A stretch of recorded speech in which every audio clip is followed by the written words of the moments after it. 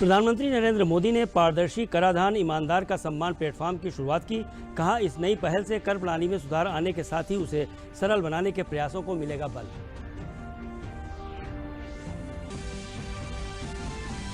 कोविड-19 महामारी के नियंत्रण प्रबंधन और के लिए केंद्र सरकार ने किए उपाय।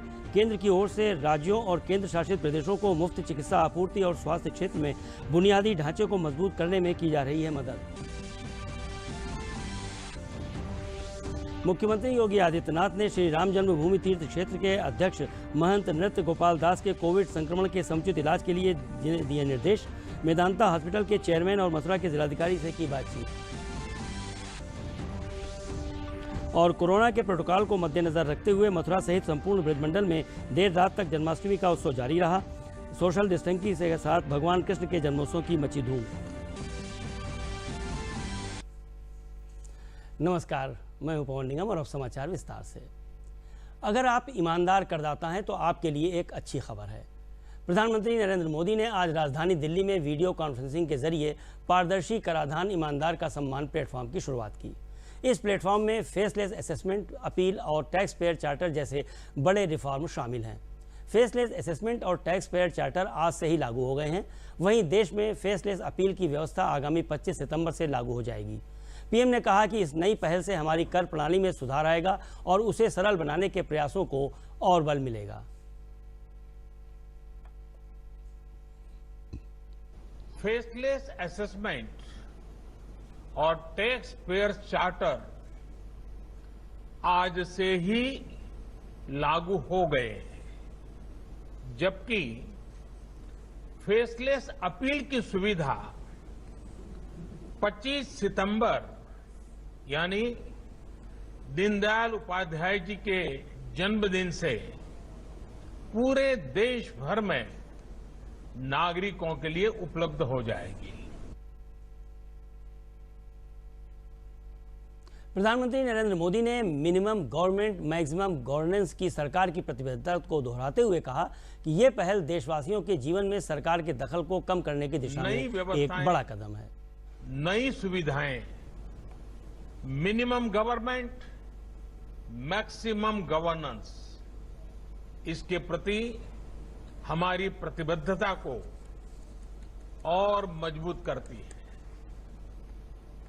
ये देशवासियों के जीवन से सरकार को, सरकार के दखल को कम करने की दिशा में भी एक बड़ा कदम है। आज हर नियम कानून को, हर पॉलिसी को प्रोसेस और पावर सेंट्रिक अप्रोच से बाहर निकालकर उसको पीपल सेंट्रिक और पब्लिक फ्रेंडली बनाने पर बल दिया जा रहा है। प्रधानमंत्री ने कहा कि रिफॉर्म नीति आधारित होना चाहिए और एक रिफॉर्म दूसरे रिफॉर्म के लिए मार्ग प्रशस्त करे। हमारे लिए रिफॉर्म का मतलब है रिफॉर्म नीति आधारित हो, टुकड़ों में नहीं हो, होलिस्टिक हो और एक रिफॉर्म दूसरे रिफॉर्म का आधार बने, नए रिफॉर्म का मार्ग बनाए। और ऐसा भी नहीं है कि एक बार रिफॉर्म करके रुक गए, ये निरंतर सतत चलने वाली प्रक्रिया है। प्रधानमंत्री नरेंद्र मोदी ने कहा कि सरकार टैक्स व्यवस्था को और अधिक सरल बनाने के लिए प्रतिबद्ध है। उन्होंने कहा कि आय करदाताओं के लिए तकनीक से लेकर नियमों तक सभी कुछ आसान होगा। कोशिश ये है कि हमारी टैक्स प्रणाली सीमलेस हो, पेनलेस हो, फेसलेस हो। सीमलेस यानी टैक्स एडमिनिस्ट्रेशन हर टैक्स पेयर को उलझाने के बजाय समस्या को सुलझाने के लिए काम करे। पेनलेस यानी टेक्नोलॉजी से लेकर रूल्स तक सब कुछ सिंपल हो। फेसलेस यानी टैक्स पेयर कौन है और टैक्स ऑफिसर कौन है, इससे मतलब ही नहीं होना चाहिए। आज से लागू होने वाले ये रिफॉर्म्स इसी सोच को आगे बढ़ाने वाले हैं। प्रधानमंत्री ने कहा कि आत्मनिर्भर भारत के संकल्प को सिद्ध करने के लिए जो लोग टैक्स के दायरे में नहीं हैं लेकिन टैक्स देने में सक्षम हैं, वो स्वयं आगे आकर कर का भुगतान करें। जो टैक्स देने में सक्षम है लेकिन अभी वो टैक्स नेट में नहीं है, वो स्वप्रेरणा से अपने आत्मा को पूछे, आगे आए। और अभी 2 दिन के बाद 15 अगस्त है। आजादी के लिए मरने मिटने वालों को जरा याद कीजिए। आपको लगेगा हां, मुझे भी कुछ न कुछ देना चाहिए। आइए विश्वास के, अधिकारों के, दायित्वों के इस महत्वपूर्ण भावना का सम्मान करते हुए, इस प्लेटफॉर्म का सम्मान करते हुए नए भारत, आत्मनिर्भर भारत के संकल्प को सिद्ध करें। प्रधानमंत्री ने टैक्स पेयर्स चार्टर को देश के विकास यात्रा में बहुत बड़ा कदम बताया। ये टैक्स पेयर चार्टर भी देश की विकास यात्रा में बहुत बड़ा कदम है और टैक्स पेयर के लिए अधिकार और कर्तव्य दोनों को संतुलित करने का और सरकार की जिम्मेवारी पक्की करने का ये बहुत अहम कदम है। एक बड़े सुधार के तहत केंद्रीय सड़क परिवहन एवं राजमार्ग मंत्रालय ने बिना बैटरी लगे इलेक्ट्रिक वाहनों के पंजीकरण को मंजूरी दे दी है। सभी राज्यों के परिवहन सचिवों को परामर्श जारी करते हुए मंत्रालय ने स्पष्ट किया कि बिना बैटरी लगे वाहनों की बिक्री और पंजीकरण जांच एजेंसी द्वारा जारी सर्टिफिकेट के आधार पर किया जा सकेगा। मंत्रालय ने कहा कि पंजीयन के लिए बैटरी के प्रकार संबंधी किसी भी तरह की जानकारी की जरूरत नहीं है। सड़क परिवहन मंत्रालय देश में इलेक्ट्रिक वाहनों की उपयोगिता बढ़ाने के लिए इकोसिस्टम बनाने का प्रयास कर रहा है। मंत्रालय ने वाहन प्रदूषण कम करने और तेल आयात बिल को कम करने के बड़े राष्ट्रीय एजेंडे के तहत सभी राज्यों को इस योजना पर मिलकर काम करने को कहा है। इलेक्ट्रिक दोपहिया और तिपहिया वाहनों को बढ़ावा देने के लिए बैटरी की लागत को वाहन की लागत से अलग करने का सुझाव दिया है। गौरतलब है कि बैटरी की लागत वाहन की कुल लागत का 30 से 40% तक होती है। इससे इलेक्ट्रिक वाहन बिना बैटरी के बाजार में आसानी से बिक सकेंगे। कोविड-19 महामारी के नियंत्रण और प्रबंधन के लिए राज्य और केंद्र शासित प्रदेशों के अथक प्रयासों और प्रभावी प्रबंधन के लिए केंद्र सरकार का मुख्य जोर स्वास्थ्य क्षेत्र में बुनियादी ढांचे को मजबूत करने पर रहा है। केंद्र सरकार कोविड-19 महामारी से निपटने के लिए सुविधाओं को बढ़ाने के साथ साथ राज्यों और केंद्र शासित प्रदेशों को मुफ्त चिकित्सा आपूर्ति भी प्रदान कर रही है।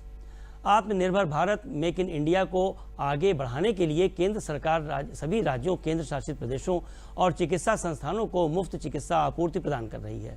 11 मार्च 2020 के बाद से केंद्र सरकार ने राज्यों और केंद्र शासित प्रदेशों को 3 करोड़ 4 लाख से अधिक N95 मास्क और 1 करोड़ 28 लाख से अधिक PPE किट प्रदान की है। साथ ही 10 करोड़ 83 लाख से अधिक हाइड्रोक्लोरोक्विन टैबलेट भी उपलब्ध कराई है।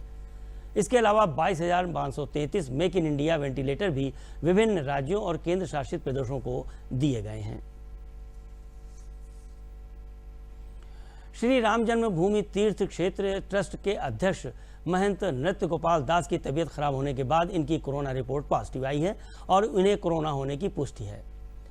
नोडल अधिकारी डॉक्टर भूदेव सिंह ने इसकी पुष्टि की है। अयोध्या में मणिराम दास छावनी और मथुरा में कृष्ण जन्मभूमि न्यास के भी अध्यक्ष महंत नृत्य गोपाल दास को सांस लेने में दिक्कत हो रही थी, जिसे देखते हुए डॉक्टर को बुलाया गया और उन्हें ऑक्सीजन लगाई गई। महंत नृत्य गोपाल दास कृष्ण जन्माष्टमी के पर्व के सिलसिले में इन दिनों मथुरा में थे। आगरा के सीएमओ और अन्य डॉक्टर महंत नृत्य गोपाल दास के इलाज के लिए पहुंच गए हैं। इस बीच मुख्यमंत्री योगी आदित्यनाथ ने जिलाधिकारी सर्वज्ञराम मिश्रा से बात कर आवश्यक चिकित्साएं उपलब्ध कराने को कहा है। जिलाधिकारी ने महंत नृत्य गोपाल दास का हालचाल लिया और आवश्यक निर्देश दिए।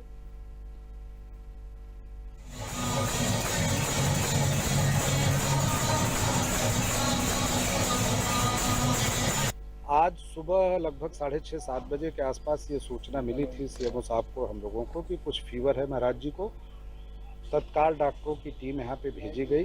उन लोगों ने पूरी छानबीन की, दवाइयाँ भी दी। फीवर नॉर्मल है इस समय।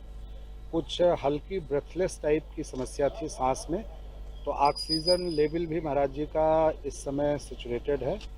कोई ऐसी गंभीर बात नहीं है।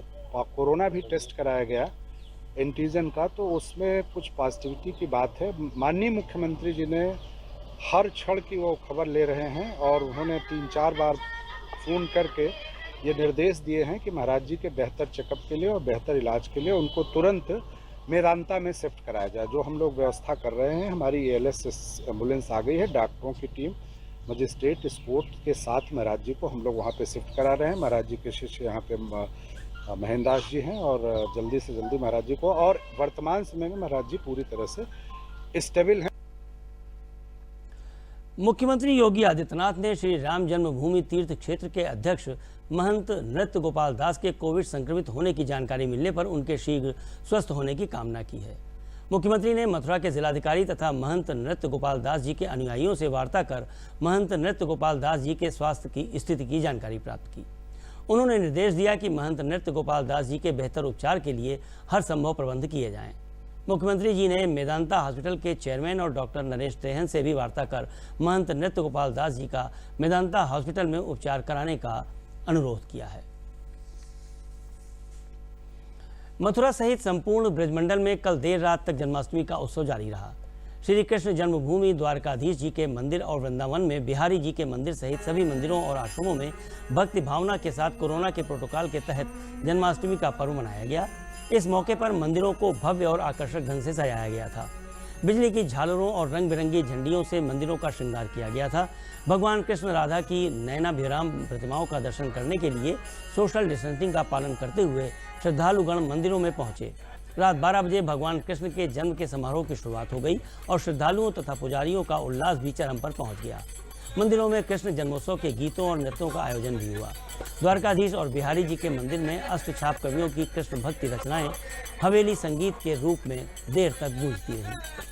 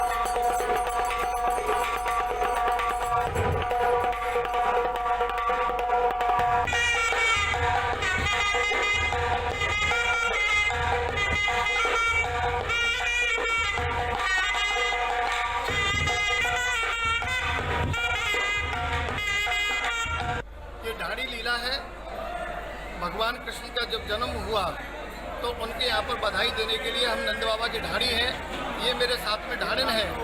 हम यहाँ पर आए हैं, बाबा को हमने वंशावली सुनाई है बाबा की और उनसे बधाई ली है और यहाँ नृत्य हुआ, गायन किया, बाबा की खूब बधाई गाई है और बाबा से बधाई प्राप्त करने के लिए हम प्रवेश कर रहे हैं।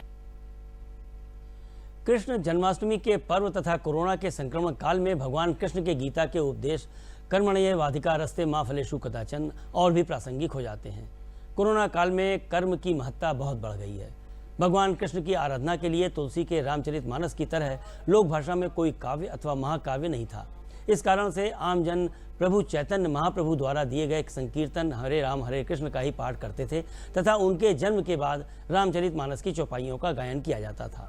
इसी को ध्यान में रखकर गाजीपुर के साहित्यकार एवं कवि जो कि जोगा गांव के रहने वाले हैं राम बदन राय ने दोहा चौपाई शैली में रामचरितमानस की तर्ज पर कृष्ण आयन लिखा है। विश्वविद्यालय प्रकाशन द्वारा प्रकाशित कृष्ण यन आयन आज पूर्वी उत्तर प्रदेश एवं बिहार में काफ़ी लोकप्रिय हो रहा है तथा लोग इसका नियमित पाठ भी कर रहे हैं। राम बदन राय ने बताया कि भगवान कृष्ण की प्रेरणा और उनकी कृपा से ही उन्होंने इस अद्भुत रचना का सृजन किया। सारद शेष राम बदन अति मंद मति कसबीर से बीरजेश। 2.5 वर्षों में इसको लिखने में 2.5 वर्ष पूरे, मैं 2.5 वर्ष तक कोई खास काम नहीं कर सका। जो दैनिक कार्य हैं वो सब तो करना ही करना है, लेकिन दिन रात में इसी में लगा रहा, लिखता रहा और 2.5 वर्षों में निष्कृति जो है कृष्णायन ये महाकाव्य पूरा। धन्यवाद। राम जन्मभूमि तीर्थ क्षेत्र ट्रस्ट की तरफ से आज सोशल मीडिया और ट्विटर अकाउंट पर श्री राम जन्मभूमि तीर्थ क्षेत्र ट्रस्ट के आधिकारिक बैंक अकाउंट को श्री राम जन्मभूमि तीर्थ क्षेत्र ट्रस्ट के महासचिव चंपत राय की तरफ से जारी किया गया और साथ ही लोगों से अपील की गई कि राम मंदिर निर्माण में सहयोग के लिए श्री राम जन्मभूमि तीर्थ क्षेत्र ट्रस्ट को ही दान किया जाए। उन्होंने बताया कि राम जन्मभूमि क्षेत्र को दिया गया दान ही राम मंदिर निर्माण में इस्तेमाल होगा। साथ ही श्री राम जन्मभूमि क्षेत्र ट्रस्ट का अकाउंट नंबरों को सोशल मीडिया और ट्रस्ट की आधिकारिक वेबसाइट के अलावा दैनिक समाचार पत्रों में विज्ञापन दिया जाएगा, क्योंकि राम जन्मभूमि के नाम पर अनधिकृत लोगों के द्वारा धन का संग्रह किया जा रहा है। इस वजह से ट्रस्ट के सदस्यों ने निर्णय लिया है कि वो लोगों से अपील करेंगे कि दानदाता अब ट्रस्ट के आधिकारिक खाते में ही दान करें। बताया जाता है कि 20 अगस्त को श्री राम जन्मभूमि तीर्थ क्षेत्र ट्रस्ट और मंदिर निर्माण समिति की एक अहम बैठक दिल्ली में आयोजित होनी है और इस बैठक में L&T कंपनी के अधिकारी भी शामिल होंगे। यह भी बताया गया कि बरसात खत्म होते ही मंदिर निर्माण के लिए नींव की खुदाई का कार्य शुरू कर दिया जाएगा। अनेक लोगों का कहना था कि राम जन्मभूमि तीर्थ क्षेत्र की जो ऑथराइज्ड ट्विटर अकाउंट है उस पर बैंक अकाउंट देना चाहिए। बैंक अकाउंट ऑथराइज्ड ट्विटर पर न देने के कारण कई कठिनाइयां लोग अनुभव कर रहे थे, तो रात मैंने वो काम पूरा किया। शेष हम एक विज्ञापन अखबारों में निकालेंगे और राम जन्मभूमि तीर्थ क्षेत्र को दिया गया दान ही मंदिर के निर्माण में आएगा, उपयोग होगा। समाजवादी पार्टी के दिवंगत नेता व राज्यसभा सदस्य रहे बेनी प्रसाद वर्मा के निधन के बाद उनकी रिक्त हुई सीट राज्यसभा सीट के लिए आज नामांकन हुआ। भारतीय जनता पार्टी के जयप्रकाश निषाद ने इस उपचुनाव के लिए अपना पर्चा दाखिल किया। इस मौके पर मुख्यमंत्री योगी आदित्यनाथ और उप मुख्यमंत्री केशव प्रसाद मौर्य, कैबिनेट मंत्री सूर्य प्रताप शाही व अन्य कई मंत्री भी शामिल रहे।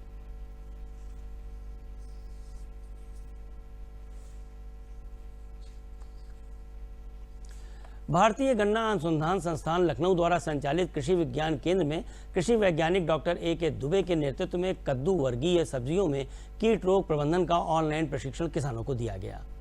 भारतीय गन्ना अनुसंधान संस्थान के निदेशक डॉक्टर अश्विनी दत्त पाठक ने बताया कि लखनऊ के कृषि क्षेत्रों में कद्दू वर्गीय सब्जियों के तहत लौकी, कद्दू, करेला, तरोई, परवल, खीरा तथा फल के रूप में तरबूज, खरबूजा, ककड़ी आदि की खेती की जाती है। इन फसलों में विभिन्न प्रकार के कीट एवं बीमारियों की समस्या प्रमुख है, जिसमें फल मक्खी, लाल कद्दू, भृंगे, माहू कीट आदि से संबंधित रोगों के रूप में चूर्णिता, असिता, मोज़ेक, पत्ती धब्बा रोग मुख्यतः पाए जाते हैं, जिससे किसानों की फसल में बहुत नुकसान होता है। कृषि विज्ञान केंद्र द्वारा किसानों को इन विषयों पर प्रशिक्षण देकर सब्जियों के रोगों से बचाव और अधिक फसल का उत्पादन कर आमदनी बढ़ाने के बारे में बताया गया। आज के जो विशेष प्रशिक्षण कार्यक्रम चल रहा है, कद्दू वर्गीय फसलों में रोग एवं कीटों का नियंत्रण, विशेष तौर से ज़्यादा ज़रूरत है कि हम कोविड-19 का जो पेंडेमिक है उसमें सीधे किसानों से नहीं मिल सकते, इसलिए ऑनलाइन प्रशिक्षण दे रहे हैं, लोगों से चर्चा कर रहे हैं, उनकी समस्याओं को सुन रहे हैं और उसका निराकरण करने का प्रयास कर रहे हैं। मैं सब्जी अब्जी का काम करता हूं, जो है जैसे कद्दू हुआ, लौकी हुआ, खीरा हुआ, ककड़ी हुआ, जो है बैंगन हुआ, तुरई हुआ, इसका काम करते हैं। तो अधिकतर इसमें कीड़े लग जाते हैं और कोई समस्या का समाधान नहीं मिलता था, तो जो है तो अभी गन्ना सुधान से हमारी जो है बात फिर व्हाट्सएप पे बात हुई है, तो वो जो है उससे ऑनलाइन जो है मुझे सब फेस टू फेस ऑनलाइन मुझे बताया है कि जो है आप ये दवा यूज करो, ये खाद यूज करो, जो है तो जिससे जो है आपकी फसल बहुत बढ़िया होगी और कीड़े कोई नहीं लगेंगे और बहुत अच्छा पेड़ चलेगा, बहुत अच्छा उपजाऊ होगी जो है। इसलिए जो है मुझे ऑनलाइन से जो है बहुत सुविधा मिली, बहुत जानकारी लिए। 5 वर्ष से कम उम्र के बच्चों में रोग प्रतिरोधक क्षमता बढ़ाने और निमोनिया तथा दिमागी बुखार से बचने के लिए भारत सरकार ने PCV नामक वैक्सीन लॉन्च किया है। सोनभद्र में इसकी शुरुआत करते हुए मुख्य चिकित्सा अधिकारी ने पीसीवी वैक्सीन के बारे में विस्तार से बताते हुए कहा कि 5 वर्ष से कम उम्र के बच्चों में निमोनिया और दिमागी बुखार होने वाली मृत्यु की दर 30% है, जिसे रोकने के लिए ये वैक्सीन काफ़ी कारगर सिद्ध होगी। उन्होंने बताया कि यह वैक्सीन महंगी होने के कारण गरीब परिवारों तक उपलब्धता नहीं थी, लेकिन गरीब परिवार तक पहुंचने के लिए भारत सरकार ने इस वैक्सीन को सरकारी अस्पतालों में प्रत्येक बुधवार और शनिवार के नियमित टीकाकरण में निःशुल्क शामिल करने का निर्णय लिया है। सीएमओ ने यह भी बताया कि यह टीका बच्चों के 6वें और 14वें हफ्ते में और इसके बाद बूस्टर डोज 9 माह की उम्र पर दिया जाएगा, जिससे निमोनिया और दिमागी बुखार होने वाली मृत्यु पर काफ़ी हद तक अंकुश लग जाएगा। निमोनिया की वजह से बचाव के लिए ये पीसीवी वैक्सीन लॉन्च किया है गवर्नमेंट ने कि अब हमारे जो सेशन है जहां पर एएनएम के द्वारा टीकाकरण किया जाता है बुधवार और शनिवार को, वहां पर रेगुलर रूप में इसका टीकाकरण किया जाएगा और इससे निमोनिया जैसा गंभीर रोग से जो है बचाव होगा बच्चों का। यह पहला डोज इसका 1.5 महीने पे दिया जाएगा, दूसरा डोज 3.5 महीने पे और बूस्टर डोज जो है 9 महीने पे दिया जाएगा। बाराबंकी जिले में सरकार की प्रवासी मजदूरों को काम दिलाने की पहल कारगर होती दिखाई दे रही है। कोरोना संकट के कठिन दौर में अन्य प्रांतों से जनपद लौटे प्रवासी कामगारों को हर हाथ को काम देने के लिए जिले के उद्यमी और औद्योगिक समूह आगे आने लगे हैं। जनपद में संचालित औद्योगिक इकाइयों में प्रवासी स्थानीय कामगारों को उनकी कार्यकुशलता व अनुभव के आधार पर रोजगार उपलब्ध करा रही है। लॉकडाउन के दौरान अपने गृह जनपद लौटे करीब 30,000 से ज़्यादा श्रमिकों का जिला प्रशासन स्किल मैपिंग कराकर संचालित फैक्ट्रियों, ठेकेदारों, सरकारी योजनाओं व अन्य रोजगारपरक इकाइयों में तेजी से रोजगार दिलाने का काम कर रही हैं, जो सरकार और प्रवासी मजदूरों के लिए उत्साहजनक संकेत है। साथ ही जिला प्रशासन ने तय किया है कि इन जगहों पर रोजगार सीधा प्रवासी मजदूरों को ही मिले, जिन्होंने लॉकडाउन की सबसे बड़ी कीमत चुकाई है। हम लोग ऊंचाहार में काम कर रहे थे और कोरोना की वजह से बहुत महामारी फैल गई। वहाँ कुछ दिन बैठे रहे, उसके बाद किसी तरीके से वहाँ से निकले और निकल करके अपने यहाँ गांव आए और सरकार हमको ऐसे मुहैया दिया है जो हम लोग मतलब अपने घर से कंपनी में काम करते हैं, अपने बीवी बच्चों के पास रहकर संतुष्ट हैं और हम सरकार को बहुत बहुत धन्यवाद करते हैं। हम दिल्ली में काम कर रहे थे, वहाँ कोरोना की वजह से महामारी हो गई, वहाँ पर हम लोग बहुत परेशान थे। वहाँ से किसी तरह हम लोग निकल के अपने ज़िले बाराबंकी में आए और यहाँ से किसी अधिकारी से परिचय हुई तो हम यहाँ कंपनी मतलब अपने ज़िले में ही कंपनी थी, उसी में हम काम कर रहे हैं। किसी तरह हमको यहाँ काम मिला है और फिर उसके बाद हम अपने बीवी बच्चों के साथ यहाँ खुश हैं। हम बाहर काम करने नहीं जाएंगे, भले ही यहाँ तनख्वाह कम मिल रही है कोई बात नहीं, लेकिन बाहर हम कहीं नहीं जाएंगे, हम यहीं खुश हैं अपने ज़िले में। मैं ऊंचाहार में काम कर रहा था, वहाँ कोरोना महामारी के चलते बहुत ज़्यादा प्रॉब्लम आ गई और किसी तरह घर पहुँचे अपने डिस्ट्रिक्ट। उसके बाद अधिकारियों द्वारा संपर्क हुआ और हमें पता चला कि अंकुर ट्रेडर्स कंपनी में काम है, तो हम लोगों ने बहुत लोगों ने ट्रायल किया, उसके बाद ट्रायल में पास हो गए। अब यहाँ हम काम कर रहे हैं, बहुत खुश हैं और सरकार का बहुत बड़ा धन्यवाद करते हैं। कोरोना महामारी के चलते हमारी उद्योग बंद होने के कगार पे थी, हमारे पास मजदूर नहीं थे, उत्पादन क्षमता हमारी कम हो गई थी, हमारे पास में ऑर्डर भी नहीं था। ये योगी आदित्यनाथ जी ने जो एक मुहिम चलाई प्रवासी मजदूर को रोज़गार देने का, इसमें हमें सरकारी अधिकारी से संपर्क होने के बाद हमें वहाँ से लिस्ट मिला। लिस्ट मिलने के बाद हमने उसमें से लोगों का इंटरव्यू लिया। इंटरव्यू लेने के बाद जो सेलेक्ट हुए हमने उसे काम पे रखा। ये अब हमारी उत्पादन क्षमता भी बढ़ी, लोगों को रोज़गार भी मिला। जो लोग हमारे पास काम कर रहे हैं वो अपने बीवी बच्चे के साथ अपने ज़िले में रहकर वो काफ़ी खुश हैं। कोविड-19 के दृष्टिगत हमारे जनपद बाराबंकी में कुल 20,000-25,000 के आसपास प्रवासी श्रमिक आए हुए थे, जिनकी स्किल मैपिंग वगैरह करा ली गई है और सेवा योजना अधिकारी के माध्यम से सूची हम लोग को उपलब्ध हो चुकी थी, जिस पर हम लोग अनवरत प्रयास कर रहे हैं विगत 2 महीनों से और अब इसका परिणाम भी बहुत सकारात्मक आने लगा है। जिले के कई सारे उद्यमों में उनको हम लोगों ने सेवा योजित कर दिया है। साथ ही साथ मुझे बता के काफ़ी हर्ष है कि इनको कंस्ट्रक्शन वर्कर्स के तौर पे भी रोज़गार मिलने लगा है। कई ऐसे प्रवासी श्रमिक हैं जिनको विद्यालयों में काम मिलने लगा है, इन भट्टों में ये लोग काम करने लगे हैं। तो कुल मिलाकर जिस आपदा से ये लोग गुजर के आए थे, इन परेशानियों से लोग गुजर के आए थे, उसमें राहत का काम किया गया है। प्रधानमंत्री नरेंद्र मोदी के लोकल फॉर वोकल से प्रेरित होकर आपदा को अवसर में तब्दील कर दिखाया है दीनदयाल उपाध्याय नगर के अकील अहमद ने। अकील ने साबित कर दिया है कि इंसान की इच्छा शक्ति दृढ़ हो तो रास्ते खुद ब खुद बन जाते हैं। मुख्य रूप से प्रिंटिंग प्रेस चलाने वाले अकील ने अब प्रिंटेड मास्क बनाने का व्यवसाय शुरू किया है, जिसकी वजह से न सिर्फ उनके बल्कि कई और घरों में चूल्हे जलने लगे। होनहार युवा अकील अहमद नगर के शाहकुटी के रहने वाले हैं और इनका शादी कार्ड बैनर होर्डिंग छापने का व्यवसाय है, जो इस कोरोना काल में लगभग ठप हो गया है।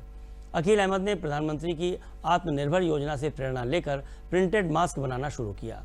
स्वतंत्रता दिवस करीब है, इसको देखते हुए अकील ने 15 अगस्त और देशभक्ति के कई डिज़ाइन और वैरायटी को मास्क पर प्रिंट कर अच्छा मुनाफा कमा रहे हैं।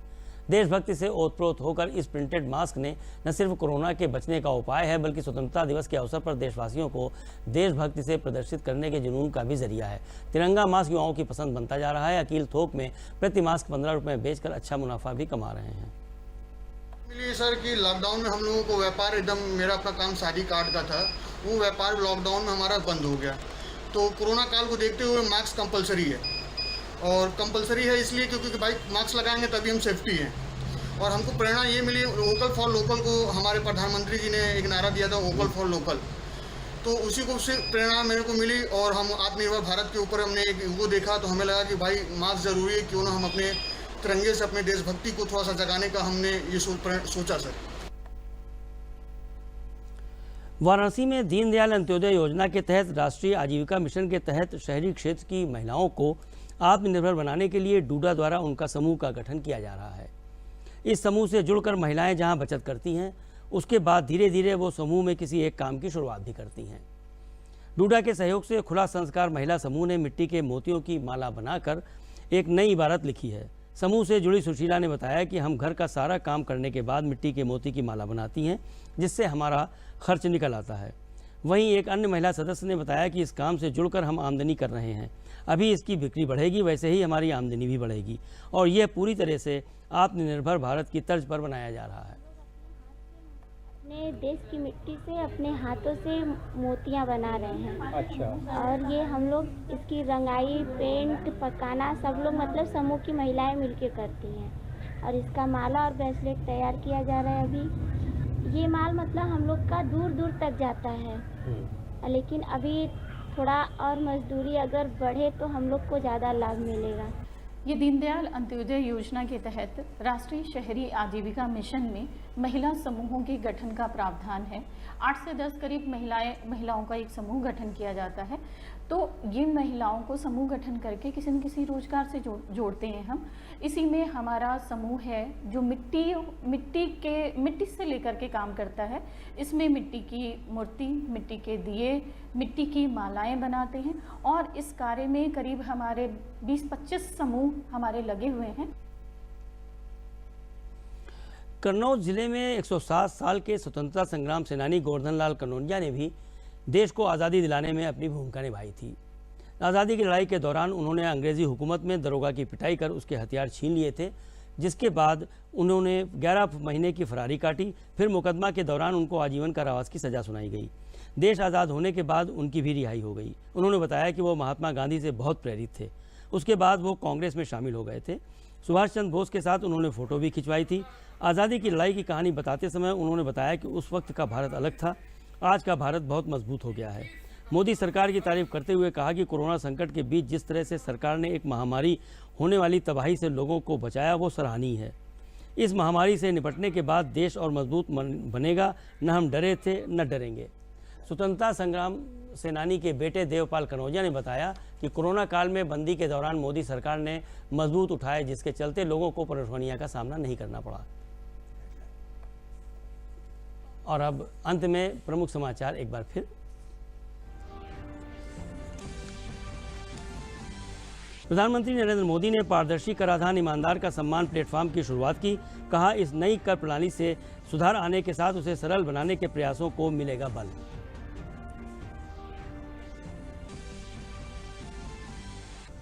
कोविड-19 महामारी के नियंत्रण और प्रबंधन के लिए केंद्र सरकार ने किए उपाय। केंद्र की ओर से राज्यों और केंद्र शासित प्रदेशों को मुफ्त चिकित्सा आपूर्ति और स्वास्थ्य क्षेत्र में बुनियादी ढांचों को मजबूत करने में की जा रही है मदद।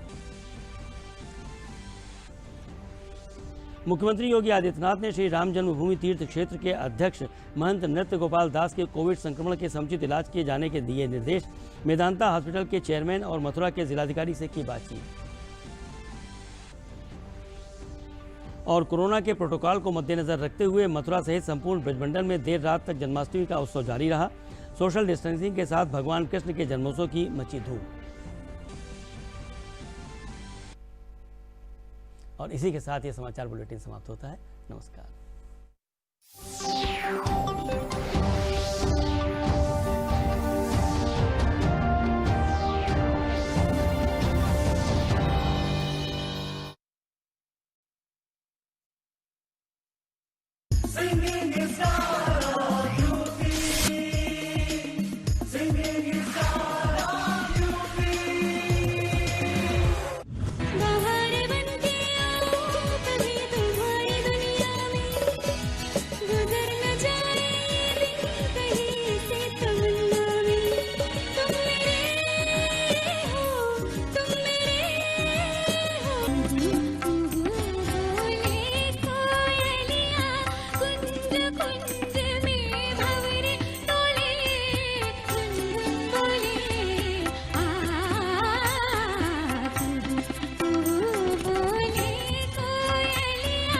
गाने को निभा नहीं पाई। सेकंड अंतरे में हमने वर्ड गलत किया।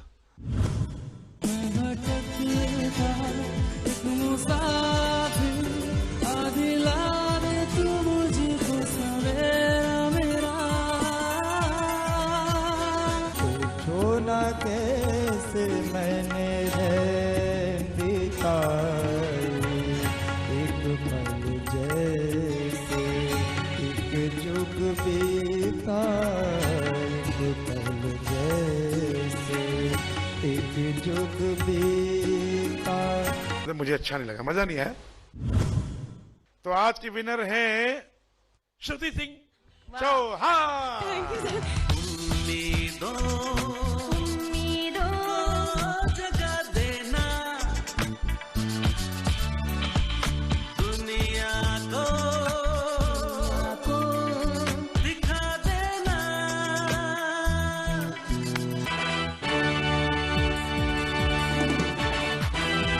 कोई हाले दिल सुना रहा कोई जमाने की, कोई हाले दिल सुना रहा कोई जमाने की, सबकी अपनी अपनी अदा है दास्तां सुनाने की। और अब बारी है हमारे जजों से मिलाने की। तो आइए सबसे पहले स्वागत करते हैं अपने पहले जज मिथिलेश लखनवी साहब का। बहुत बहुत स्वागत है सर आपका। और अब मैं स्वागत करती हूँ हमारे दूसरे जज उत्तम चटर्जी साहब का।